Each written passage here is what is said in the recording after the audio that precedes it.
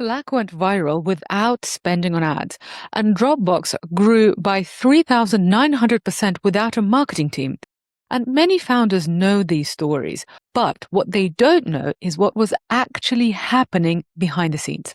And this episode is about the marketing myth that is costing founders and investors millions, and what the smartest people actually do instead. Hello, smart people. How are you today? Before we get started with today's lesson, I want to make sure that you know that the deadline to book your free one-on-one sample consulting session with me is next Monday, the 31st of August, 2026.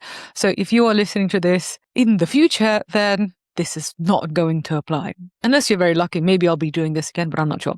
Anyway, the booking link to book your sample session will stop working on the 1st of September, and that is literally next week. So this means that you can have your session in September. So for example, if you're listening to this and you're on vacation and you can't book your session in August, that's totally fine. The calendar link is going to give you September availability. But the link will literally only be live until next week, until Monday night, basically. So yesterday, I literally had a sample session with a non-technical founder, and I want to tell you about that sample session so you can basically see what the person got out of it and what we talked about. So this founder wanted to get my take on how to get her product ready for her first enterprise customer. So she had already tested it. She already had somebody who was interested in becoming the first customer. And now it's like, okay, now we need to build this thing in order for an enterprise customer to be ready, with all of their compliance and so on to buy it. And so we also talked about how to build her go-to-market strategy and how to get other customers when she onboards this first one. So we talked about how to lead developers as a non-technical founder, how to set her pricing so customers buy, but so she actually also makes money, how to use the funds that she has raised, so how to use those funds wisely, so basically she can raise more in future, and how to be seen as a leader in her field so clients and investors actually write those checks, because if they don't see you as an authority, they are not going to fund you or they're not going to buy your stuff. And we literally got all of this done in 1 hour on Zoom. So we covered product, marketing and sales, and personal brand. So if you're listening and you're thinking, yes, I want this too, which you frankly should be, then book your session because it is free until the 31st of August. And you don't actually have to be a founder with a product. You can be a corporate innovator, or you can simply be an ambitious professional who wants to thrive in an age changed by technology. So the link to book your session is in the show notes, and it will expire on the 1st of September. Okay, now that class announcements are done, I'm going to piss off my European listeners. And European listeners, I am European, so I love you, but this is tough love right now. So in general, US startups invest way more in marketing than Europeans. And this leads to them growing faster, grabbing more market share, and becoming the dominant players. European founders, on the other hand, undervalue marketing and do not fight for marketing budgets when they're fundraising. So this means that you basically, if you're a European founder, you are likely to invest less in getting your product in front of customers, and therefore you have fewer customers and basically you make less money, which sucks. And this means that you're either likely to go out of business or get acquired for a fairly small valuation in comparison to your US counterpart. So I actually looked up the data, and I've got the evidence to back it up, sadly. So the average exit for a UK startup is around £12 million, which is about $18 million.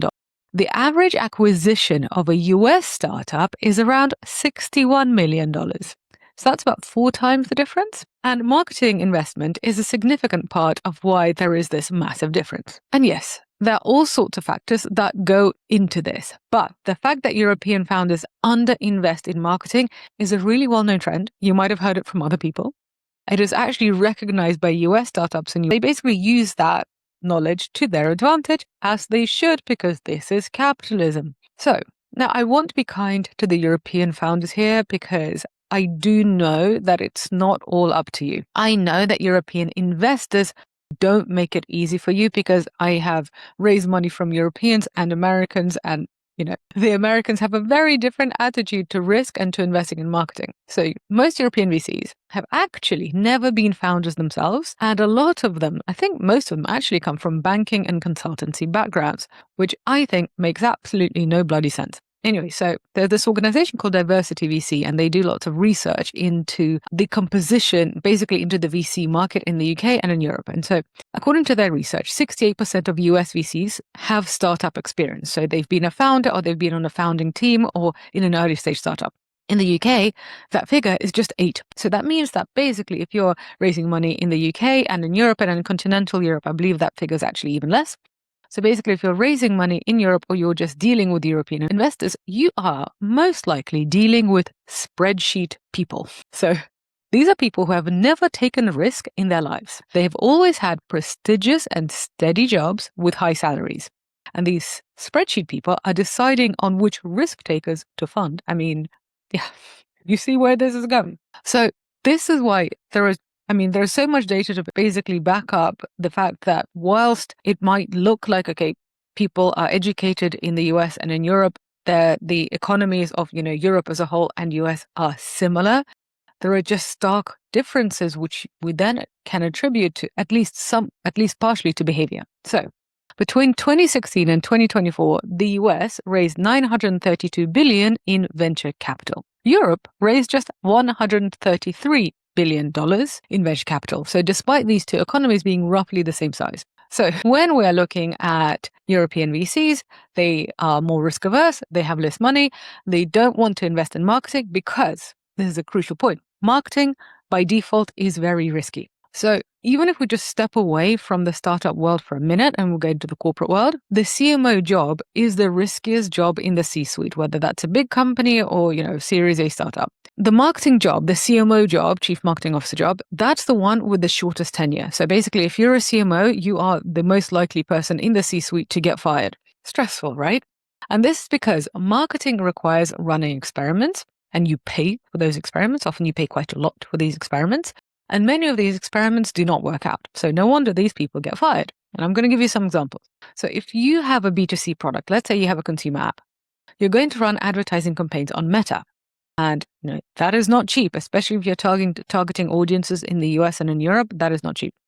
So this basically means that you have to create videos and you have to create new written copy. You have to create imagery. You have to create stuff that when people see on Instagram, they basically stop the scroll. Some of the stuff is going to bomb and it's not going to convert. Some of it might even offend your audience and then you'll have to apologize. And we're now living in a time where you're basically probably going to offend somebody and they're probably going to get vocal. And you're going to offend somebody if you try to take a view or try to stand out. But then the alternative is, okay, you don't try to stand out and you don't try to take a view, which basically means that you're just super bland. And if you're super bland and doing advertising, that's not going to work either.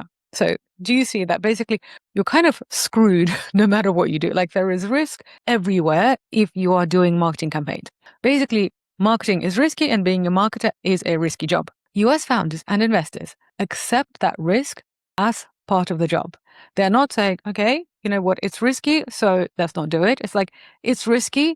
It is part of the job. We know startups, we know innovation is risky, but also this is where, we can make the most money. So let's just deal with the fact that it's risky and accept it. Now, nobody likes losing money on things that they thought would work out. I have lost money on things I thought would work out. It sucks. The difference is whether you believe this is a normal part of the innovation process, and it is, or whether you freak out and stop altogether. And by the way, in this episode, I'm not going to go into why there is this marketing attitude difference. This is not a sociology podcast, but this is definitely something that I have discussed with my US founder and VC friends over many glasses of wine, because it's an interesting and kind of frustrating thing to discuss. Anyway, so let's talk about the viral growth myth. And let's talk about Slack and Dropbox and basically what they did. So a lot of founders are going to tell themselves that their product will grow by itself. And I see this especially from technical founders because they basically see like marketing and sales as this like bad, dirty discipline. And they think we're going to make this amazing product and then we won't need marketing. And often they point to Slack and Dropbox as proof because both went viral without official ad spend. Neither paid for advertising. So basically, what did they actually do instead? This is your answer to investors or founders who say, these are the case studies. We don't need to spend on advertising either. So here's what they're missing. Slack's founders had deep connections with journalists because they had already launched Flickr. And so they They were basically a known entity. So they used those relationships deliberately to earn media attention, which gave them credibility and reach well beyond their typical software, like what a typical software launch would generate. This is not organic growth. This is literally public relations. So doing public relations, that is a job. So if you're doing a job, you need to get paid. These founders had these relationships. They had this kind of PR capital, but they still took time to actually, reach out to journalists and to make it happen. You could try to emulate this example. If you don't have media relationships, you could hire a PR firm and do it yourself. So theoretically, that's not ad spend, but it's still a media budget. Okay. Relationship building is also a type of media budget. Like there's nothing free here. Now let's look at the Dropbox case study. Dropbox had a referral program, which is really, really famous. It's a really great case study on how to create a referral program. But before it, they were spending close to $300 to acquire a customer, and that customer was paying $99 per. So this basically shows that their paid ads were not working because, if you're paying $300 to acquire somebody that's basically paying about $100, you're losing $200 per person. So paid ads were not working. So they basically had to do something else. They built a referral program instead. And I really recommend that you find out what that looked like so then you can try to emulate it yourself. With their referral program, they grew from 100,000 registered users to 4 million in 15 months. That is 3,900% growth. But that referral program was something that the team worked on very deliberately. It still had a cost. So the cost was actually in the space, like Dropbox space that you can use. So basically you could invite a friend, and if you invited a friend and they took up your invitation to join Dropbox, you get storage space on Dropbox and they get storage space on Dropbox. So it was a clever thing to do. They still had to pay for it because they still had to pay basically for the storage space. And also they still had to tell people about it. So, and they had to do lots and lots of experiments before they got to a point when they were like, okay, this incentive incentivizes people enough to share, but we can also afford it. If this sounds complicated, it is. It took time, it took effort, it took very clever people who were getting paid to invent this over a period of months. It took time to build and money to run. Nothing goes viral by accident. Slack invested in PR and in relationships. Dropbox invested in building a referral engine. Both are forms of marketing investment, just not the kind that basically is very easy to explain, like, oh, this is advertising spend on Meta.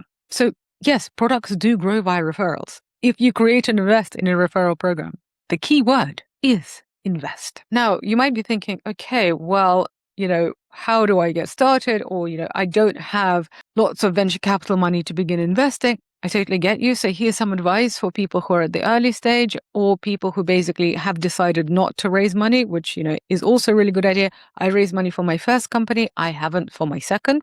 Basically, if you're in a situation where you cannot afford to run Meta ad campaigns or, fund your own events, building a personal brand is the most capital efficient form of marketing available to you. And it is available to all of you. Because if you have access to the internet, you have access to LinkedIn, you have access to humans, then you can do this. And by the way, personal brand building is especially important for B2B because in B2B, people buy from other people that they trust. So people are buying from you as the founder. They are, yes, they're interested in the product, but they're really also interested in you. So a great example is that I had been establishing myself as the global thought leader, as the global expert on non-technical founders for years. I had written about what non-technical founders need to know about tech in Forbes for years, and then created this podcast, created this company. And the Bahrain government, who actually wanted to create a program for non-technical founders, found me and reached out to me. And that was basically a multi-six-figure contract, which was not only delightful financially, but it was a really, really fun thing to do. And that literally came from me establishing a personal brand. So this was a strategy, and that strategy is something that I have monetized very, very successfully. This strategy is available to all of you, to every founder, to every innovator, regardless of your budget. And this is actually something that we can discuss in our sample session. So make sure you book it before the link expires. Okay, now let's talk about enterprise sales. If you're building a B2B product and you're selling to large organizations, you don't want to spend money on Meta because your marketing budget is going to be really, really different. The But the investment is no less real, and both are difficult and both are frustrating, just in different ways. So enterprise sales cycles, they typically take 6 to 18 months from first conversation to a signed contract. I have friends who have enterprise sales companies where they basically create an enterprise software product where the sales cycle is longer, like 2 years, 2.5 years. Like, this is an actual thing. During that time, you're attending conferences, you're building relationships, you're flying to meetings, you're having dinners, you're preparing for these meetings. You and your team are creating a really thoughtful custom presentation for potential customers who may or may not buy in 2 years' time. Now, this costs money because you need to eat, and it costs time. It costs your time, which has value, even if that is not showing up on the balance sheet. So what I have seen is that European founders consistently underprice their own time and underestimate how long enterprise deals take. This means that they run out of runway before the deals close. Now, every founder actually does this, European founders and US founders. But I find that because there is more of there's more of a risk appetite amongst US founders and investors, that people are essentially more willing to risk like longer customer acquisition runs and bigger advertising budgets. So wherever you are in the world, if you are going to sell to enterprises, just be realistic. Budget for the actual real sales cycle. Don't, like, when you're fundraising or when you're looking at the amount of money that you have and you're thinking, oh, we can spend it all on product. Don't do that. Don't spend it all on product. Make sure that you have enough money either for a long sales cycle if you are in enterprise, or for a proper ad campaign, some of which is going to work, some of which is going to fail if you're a B2C product. And so if you are listening to this and you're thinking, well, how much should we actually spend? Well, there's no single number that works for every company. I can't just say to you like 30% for everybody. And if you ever hear anybody who's like, yes, it's 30% for all companies, just don't listen to them, because that is not a thing. Every company is different, but also every sector is different and every stage is different. So here are some benchmarks for different types of companies in different stages. So consumer-facing companies, B2C companies, they average around 14% of revenues on marketing, and B2B companies average around 9%. Now, this is kind of useful to know, but don't stick to that. These are mature companies with established revenue. So again, I wanted you to know these figures because investors might say to you, well, you only need 14% of your revenue on your marketing. If you're early stage, that's really not going to work for you, because when you're early stage, you don't really have any revenue. So 14% of your revenue could literally be 14 cents. So early stage companies, before you have product market fit, if you're in that stage, you're actually going to be typically spending between 30 to 60% of your revenue on testing and awareness. So that's because your revenue is small. So actually, spending anything is just going to be a higher proportion. And also you have a lot to prove. You need to spend disproportionately to find your customers, to test your message, and to build your audience. And this is basically how the game works. So here's what I want you to ask yourself. You can write down these questions, or you can just go to techfornontechies.co and get the transcript and basically put it into AI and get the questions from the AI, or just search for them in the transcript. So questions to ask yourself are, how much does it cost to acquire one customer? If you don't know, make an estimate. Like, you need to have some sort of guesstimate. How much does that customer spend with you over their lifetime? That's called customer lifetime value. Again, if you don't know, take an educated guess. I mean, when you're kind of forecasting for the early stages, all educated guesses, which you just update once you get new information. Now, if acquiring your customers costs less than what they spend, then you have a business. If it costs more, then you have a problem, and essentially you need to revise that. So what I've just given you is called customer acquisition cost versus customer lifetime value. This is something that we don't have time to go into in huge detail today, but at least you kind of have a quick overview of what this is. Essentially, you just need to make sure that it costs you less to acquire a customer than what a customer is going to pay you for the entire time that they work with you. Okay. Now that we got some statistics, we got some concepts, we got some questions, what do you actually need to do? So think about those questions, answer them. If you're a European founder, honestly, target American investors. They're much more likely to understand why marketing spend is a necessary ingredient to success. And yes, this is a generalization. You might have some American investors who completely disagree with this, but I'm talking about general trends. If you are going to target American investors and you are in Europe, you might have to move your company to the US and set the company up as a Delaware C corporation. This is doable and it's worth it. Basically, I'm not a lawyer, talk to your lawyer. This is something that lots of European companies do. Now, US founders, take a moment to be grateful for the fact that this is easier for you because you're surrounded by people, you're surrounded by investors who are basically much more likely to fund risk. So even if fundraising is feeling really difficult, then it's easier for you than it is for your equally smart European counterparts. Okay, so for all of you, whether you're founders, investors, or corporate innovators, wherever you are, please be honest and realistic about how much you actually need to spend on marketing and sales to be successful. If you're building an enterprise software product, you will need to primarily invest in sales and in relationship building. This means that you're probably going to have a long sales cycle and you need to budget for that. Now, if you're targeting consumers or smaller businesses, you're going to spend money on ads. Figure out what the costs are for targeting those people and making and running ad experiments. Do not ever assume that you'll make something so brilliant that it will just go viral by itself or only grow via referrals. Yes, referral growth is possible, as the Dropbox case study shows, but that Dropbox case study was literally a result of investment and trial and error and experimentation, and they still actually had to pay for the storage space. Now, if you're fundraising from investors or from your CFO, or if you're basically just budgeting how much money of your own money you're going to invest in a project, please have a realistic marketing budget, not one based on build it and they will come, because that is a fallacy. And if the CFO or the investors or your co-founders push back, then fight for that budget, because basically tell them that if they really only fund the product without funding how that product gets to customers, the funding in the product is going to get wasted because nobody will use the product or pay for it.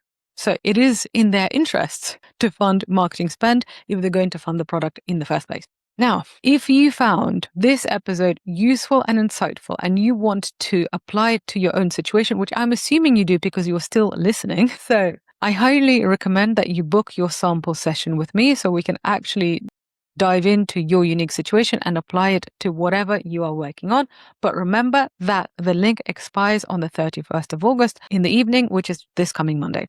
The link to book is in the show notes. And on that note, thank you very much for listening. And I shall be back in your delightful smart ears next week.